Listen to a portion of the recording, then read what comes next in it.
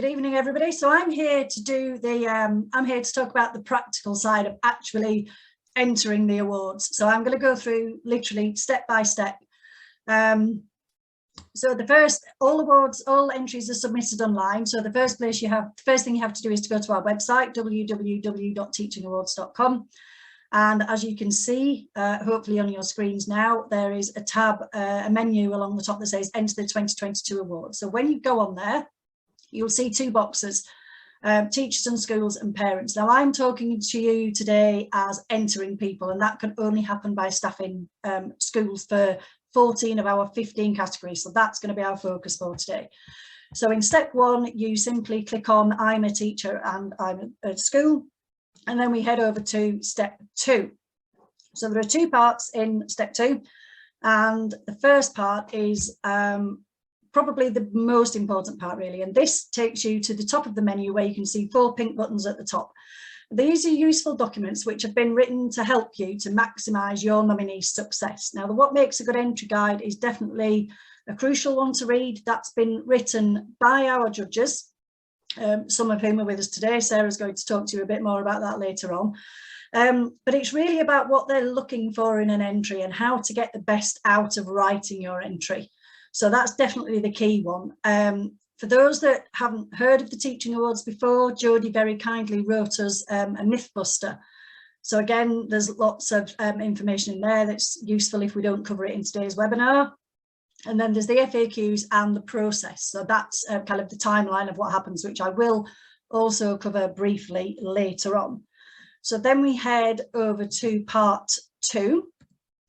And part two is at the bottom of that page, the categories page, you can see a list of all our 15 categories. So the list of categories has a short précis, initially 2 or 3 lines about each of the categories. And then once you kind of had a look and something clicks with you, oh, that's the one I definitely want to do, you can click on either the pink category title or the enter now button that you can see just there underneath the bottom.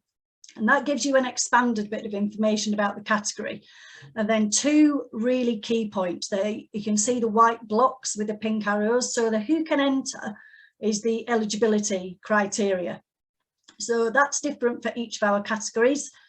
For example, with outstanding new teacher, they've got to have been teaching for 3 years. The head teacher, they've got to have been ahead in their current school for 3 years. So on and so forth. And as I say, that's specific to each individual category. So that's really key information to read so you're not wasting time. The next one, again, really important, is the points to cover. And we call it points to cover because it's a guideline, but they are essentially the category criteria. So they're the points that, as well as everything else that you want to tell us about your nominee, and we absolutely want you to speak from the heart. And you don't have to write about these in any particular order, but we do want you to cover them in your entry. And often there's crossover, so you can sort of keep coming back to those points within your entry. So then we move on to step 3. Now, it sounds a little bizarre, but once you're on your category page and you've got the big description and you've looked at your eligibility and your criteria, you do actually still have to select the category, and that is because it's a very practical reason, because each form is linked, it's slightly different and linked to each of the categories. So that's just to ensure that the correct form with the correct questions are being loaded. So once you're at this stage, you've already prepared your entry, you've got your entry notes, and we're kind of ready to go now. So we head on to step 4. So we don't want you to waste any time. You've spent a lot of time preparing your entry, hopefully. We want you to get straight into telling us about your nominee. So we do ask for our entries to be around 1,000 words. Now that might sound quite daunting and quite a lot, but actually, as I'm sure any of the nominators that you spoke to earlier today, I know I've spoken to Nicola Green in the past, and she said actually keeping to 1,000 words was a bit of a challenge. So once you get going, I think it feels a lot less daunting.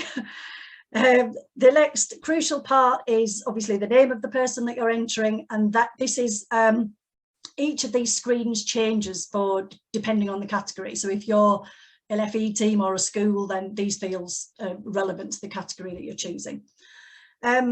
Then we have an additional information box, which also has a word count of 1,000 words. And in here, if it's really for anything that you think doesn't perhaps flow when you're writing your entry, so it might be quotes from parents, students, stakeholders, anything about your nominee that's personal that you want to tell us, anything about their situation or the fact that they've been there 30 years and kind of given their life to the school, or really anything else that you think you would like to tell us goes in this box. So then we go on to section 2 of the entry form. And this is, I guess, what we call the boring but important bits. So we want to know some information about your nominee to give our judges a better picture of them. How long have they worked in college? How long have they worked in that role in total? So they might have been a teacher for 20 years, but only worked with you for 7, for example. We want to know what teaching qualification they hold. And really crucial, we want to know their email address. We don't be afraid to put that in, because we only contact your nominee after they know their final result. And the same with, you'll notice here, we've got about your FE team and about your school team. So that's obviously the main contact for the entry, whose information you put on there. We don't contact them at all until after they know their result, after the 15th of June. But then we get to the point where we need to invite them to events and congratulate them and send them lots of lovely things. So yeah, please do put that in there.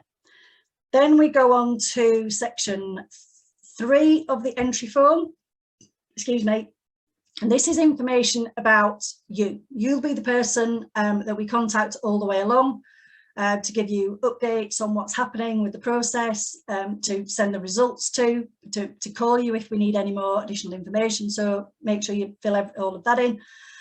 There's a box on the right there that you can see that says, how did you hear about us? I am certainly guilty on filling forms like this in and going, oh, I'll just click the first thing.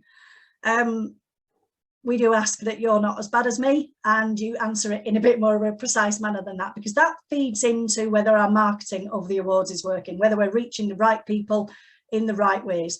We want all schools in the UK to be celebrating people. So the more information we get about our effectiveness, the better it is. So please do fill in that precisely as possible. So then we head on to section 4. And this is information about the school and college, just because we need this information for our judges. The one thing I will say here is lots of people on this page try to miss out the head teacher's email address and put their own address in again. Please don't do that, because it just causes issues down the line. We would always recommend that before you work on your entry, before you submit your entry, that you've actually discussed it with your head teacher, because they need to be on board with this. If you're a head teacher entering, then that's fine, but discuss it with your SLT. If you're anybody else in the school, then please make sure that somebody, if not your head, that somebody on your senior leadership team does know about it. They're in agreement, and please do work on it with them. Slightly different, if anybody's here and they are thinking of entering the impact through partnership category, it's the project that you're putting forward that's judged. It's the project that wins, but we need a lead school, so our judges know that they have a place to go when they do their visit. So for impact only, it would be the information for the lead school on there. So we've nearly finished. We're back onto section 5 now, and this is just the confirmation pages. So you have to agree with our terms and conditions, consent for us to contact you. Obviously, we tell you about the results and everything I said earlier, so we do need your email address there as well. A couple of other buttons at the bottom that you'll see at the bottom of every page here, apart from the submit button. So just before you submit, if you want to just go through and check everything, make sure you've got all the information correct, then you hit the previous button as many times as you need to, back to page 1, check everything, and then click next, and then you get to this page and you can submit. I'm going to come on to save and continue in a moment. So the final section 6, is just your confirmation. So everything's done, you've submitted it, we've received that. For your reassurance, you then get a message on your screen saying thank you for your participation. That's an online screen, and you also get a separate email address. A separate email sent to you by us confirming that we've received your entry, our contact details, and our social media handles, so that you can follow everything that's going on there. So I'm going to move on to just a few do's and don'ts. Do read the useful documents we provide before you start your entry. It really does help, and it can be the difference between a successful and an unsuccessful entry. Again, take the time to collate evidence prior to starting. So you want to be getting quotes. Ask your pupils what they think of this teacher. You don't have to tell them that you're doing your entry. In fact, probably don't tell them that you're doing an entry. Get some nuggets about what they really think of them. Speak to your colleagues, speak to their head of department, speak to their faculty lead, speak to some external stakeholders that they've worked with. So you're building up a really great picture. You know, you're entering somebody, so you already know this person inside out, but other people will have different opinions and different things to bring to the entry about them. So do write that. One bit of feedback that we sometimes get is, oh, it takes ages, you know, it takes a long time. So the one thing I would say, particularly if I'm speaking to any head teachers today, is you don't have to do that yourself. You can delegate the initial writing of the entry to a colleague. You can perhaps split the criteria up. So the three or 4 points to cover per category, sorry. Split those up, give those to different people to collate information for, to write, and then come together, maybe 2 or 3 of you, and to create that final entry. So yeah, share the load really. Some don'ts. I don't really like talking about the don'ts because they're a bit negative, but they are to help you. So don't write more than 1,000 words in the initial your entry box. It won't look like it's going to get cut off to you and you think you got away with it. It doesn't.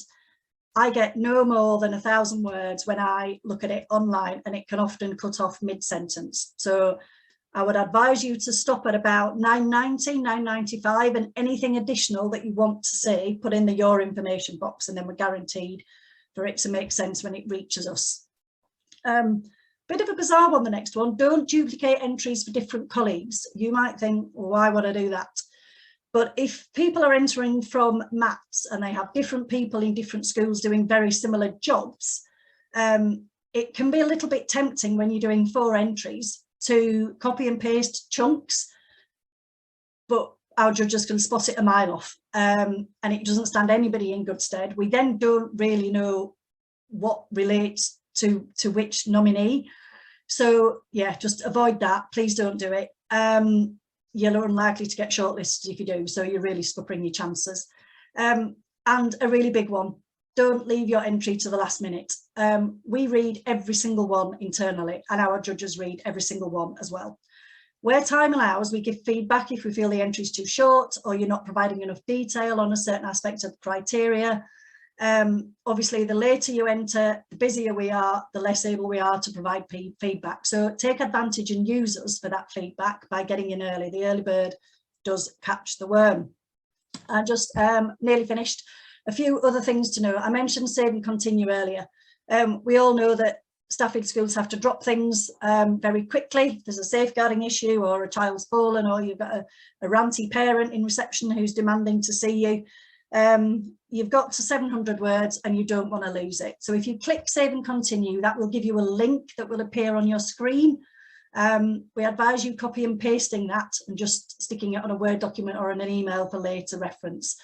If you type your email address in, that will automatically get emailed to you, but unfortunately there's been a handful of situations where that's not fail safe, so we do advise you copying the link. When you receive your email confirmation that I showed you earlier, your head teacher also gets a notification saying that the entry has been submitted. If you're the head, then obviously that doesn't happen.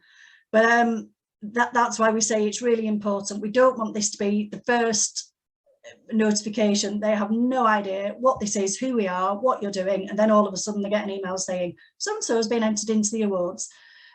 So yeah, it's really important that you speak to your SLT about it.